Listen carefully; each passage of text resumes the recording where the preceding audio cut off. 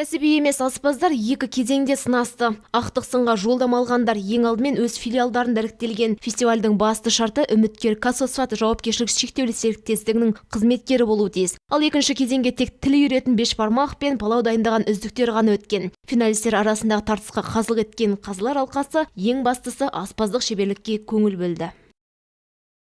Біздің компанияда 6000 адам болса, оның 100-ден астамы өзге ұлт өкілдері. Осындай керемет күнде біз байқаудың ақтық сынын өткізудеміз. Бүгін қазылар алқасына бешбармақ пен палау ұсынылуда. Себебі кез келген жағдайда біздің көп ұлтты еліміз тарихы тереңде жатқан қазақ халқы мен жылы шырайлы бауырлас өзбектерден тұрады.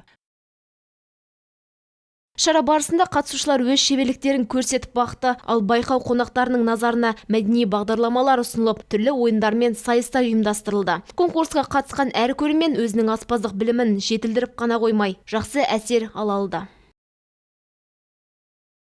Мәзір бойынша біздің 2 сағатымыз палау әзірлеуге, 2,5 сағат бесбармақ дайындауға кетті. Бізде палау мен бесбармақ дайындайтын аспаздар бөлек. Әрине дастарханды да жайдық. Палау ол біздің ұлттық тағамымыз. Оған қоса біз түрлі тағамдарды да дайындадық.